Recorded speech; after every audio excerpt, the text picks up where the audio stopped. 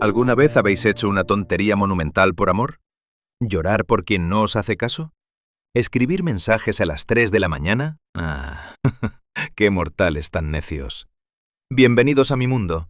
Soy Robin Goodfellow, aunque los de mi especie, y pronto también vosotros, me conocéis como Puck. Soy un duende, un espíritu del bosque, rápido como una sombra, travieso como un zorro, y francamente, el único aquí que parece tener 2 dedos de frente. Pero nuestra historia no empieza en mi hermoso y caótico bosque, sino allí, en Atenas, la ciudad de la razón, la ley, la geometría y el aburrimiento absoluto. Para que entendáis el nivel de drama que se nos viene encima, os tengo que explicar la geografía amorosa de esta ciudad. Prestad atención, sacad papel y boli si hace falta, porque estos humanos son de lo más complicados. Tenemos a 4 jóvenes. Primero, Hermia. Quedaos con su cara. Es bajita, de pelo muy oscuro, ojos chispeantes y terca como una mula. Hermia está locamente enamorada de Lisandro, un joven apuesto, romántico y todo sea bicho, un poco intenso. Hasta aquí todo bien. Una flecha de doble punta, amor mutuo. Pero... ¡ay, el drama! El padre de Hermia odia a Lisandro. Él quiere que su hija se case con Demetrio, el clásico chico de buena familia, engreído y con el ego por las nubes. Y para cerrar este cuadrado desastroso, tenemos a Helena, alta, muy alta, rubia, de piel pálida, lánguida y absolutamente obsesionada con Demetrio.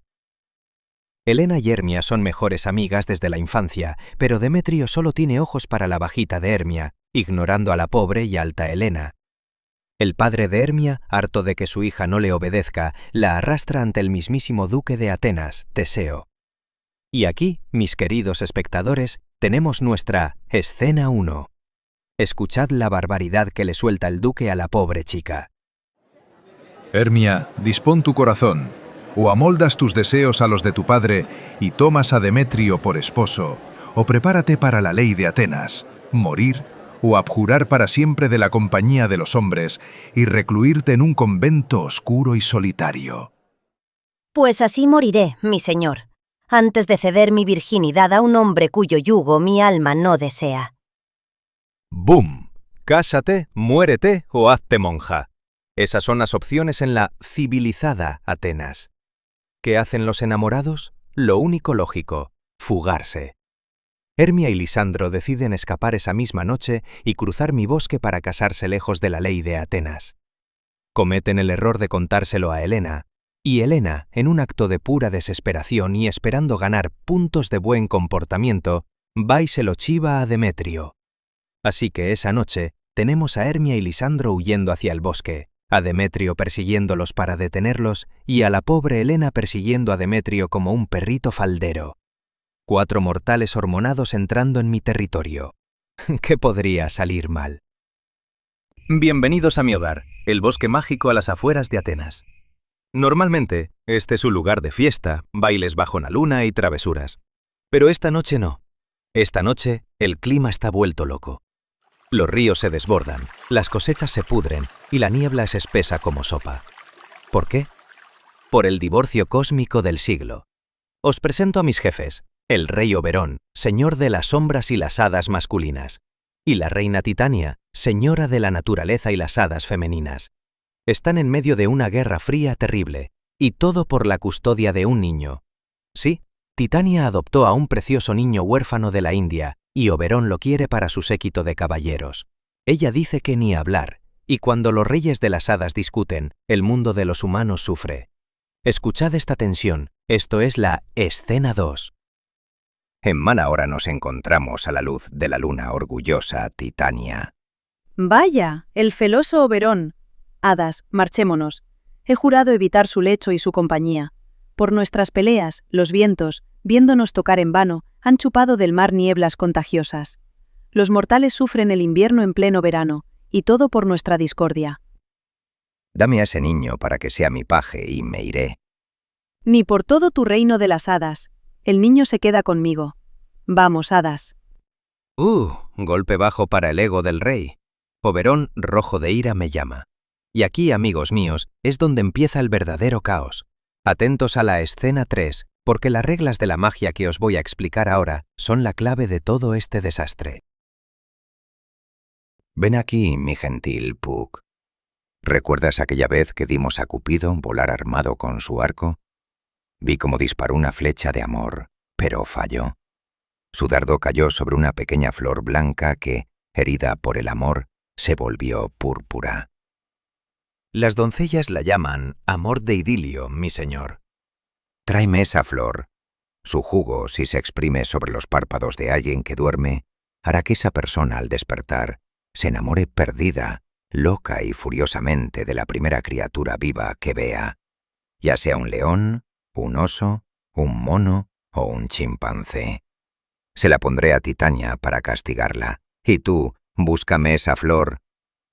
Pondré un cinturón alrededor de la tierra en 40 minutos, le dije, y lo hice. Encontré la flor.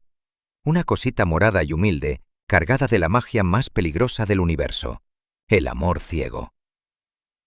La regla es simple. Grabaos esto en la cabeza. Te pongo el jugo en los ojos mientras duermes. Abres los ojos. Lo primero que ves y que respire, ¡zas! Te enamoras de ello hasta la obsesión. Pero Oberón, mientras me esperaba, vio a la pobre Helena, la humana alta, llorando y arrastrándose detrás del estúpido de Demetrio por nuestro bosque. Sintió pena por ella, así que cuando le di la flor, me dio una segunda misión. Puck, busca un joven despectivo con ropas atenienses. Ponle un poco de este jugo en los ojos para que al despertar se enamore de la chica alta que lo persigue. Ropas atenienses. Fácil, ¿verdad? Ojalá los humanos llevaran etiquetas con sus nombres. Mientras busco al ateniense llorón, me topo con otra especie fascinante de humanos, actores aficionados. Un grupo de artesanos de Atenas, carpinteros, tejedores, sastres, se ha metido en mi bosque para ensayar una obra de teatro paupérrima para la boda del duque. El peor de todos, y el que más se lo tiene creído, es Nick Bottom, el tejedor.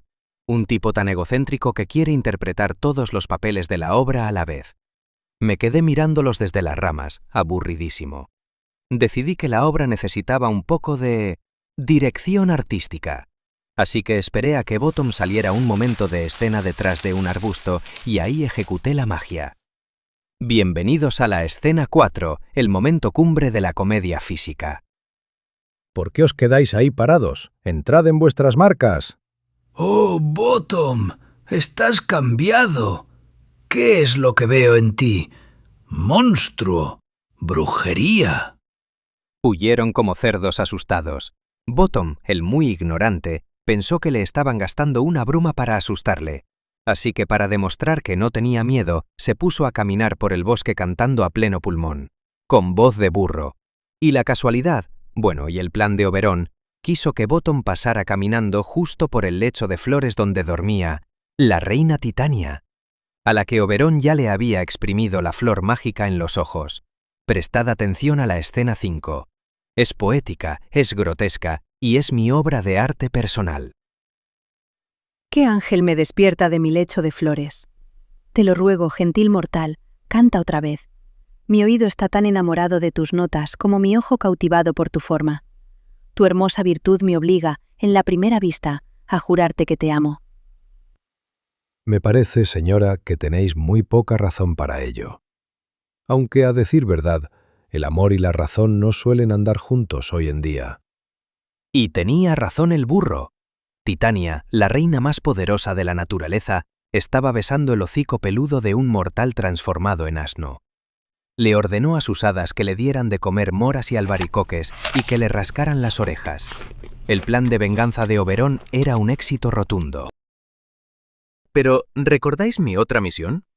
Buscar a un joven ateniense despectivo y ponerle el jugo en los ojos para que ame a la chica alta. Fui volando por el bosque y de repente, ¡bingo!, encontré a un chico durmiendo en el suelo. Y un poco más allá, a una chica durmiendo sola. Ropas atenienses, pensé, y duermen separados porque el muy cruel la desprecia. ¡Ah, qué error más garrafal! Esta es la escena 6, mi pequeña metedura de pata. Aquí está el villano. Ropas de Atenas lleva tal como dijo mi señor, y ahí duerme la doncella, profundamente dormida sobre la tierra húmeda, sin atreverse a acercarse a este rudo descortés.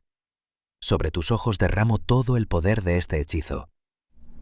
Yo le eché la poción a Lisandro, el que ya estaba enamorado de Hermia, no a Demetrio.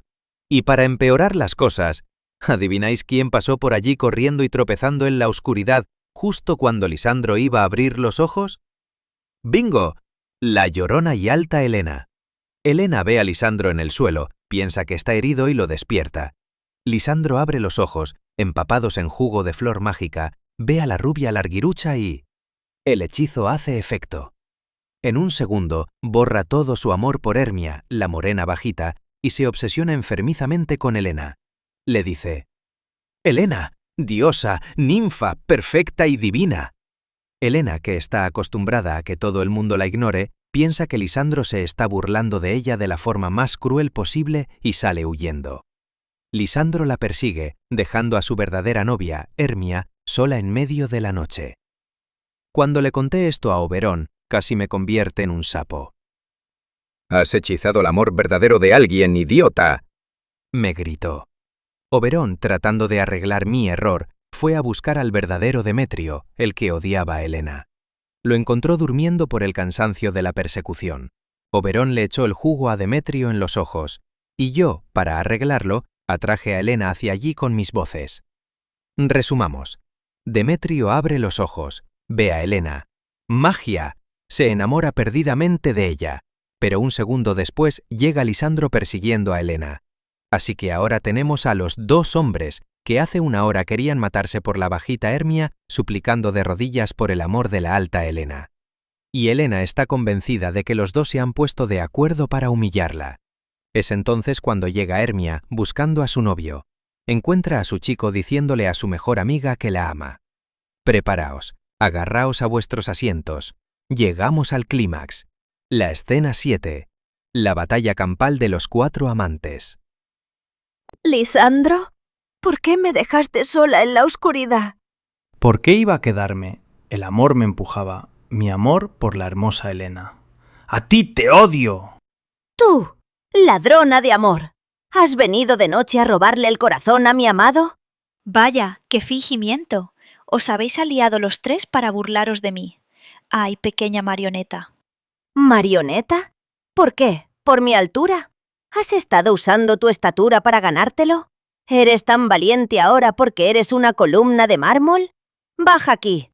Tapón, bellota. Dejaré mis uñas en tus ojos. No la toques, enana. Helena es mía. Saca tu espada, Lisandro, y el que gane se queda con Helena. Señor, qué mortales tan necios. Estaban a punto de matarse. Los hombres corrieron al bosque a batirse en duelo, y Hermia, que daba verdadero miedo, salió corriendo a arrancarle el pelo a la pobre Helena. Era el caos más absoluto, ridículo y glorioso que he visto en siglos. Pero la noche se acababa, y Oberón me dijo que ya bastaba de juegos. Había conseguido arrebatarle el niño indio a Titania, estaba demasiado ocupada haciéndole trenzas al burro humano. Era hora de limpiar el desastre antes de que saliera el sol. Me ordenó cubrir todo el bosque con una niebla mágica, negra como el carbón, y así lo hice.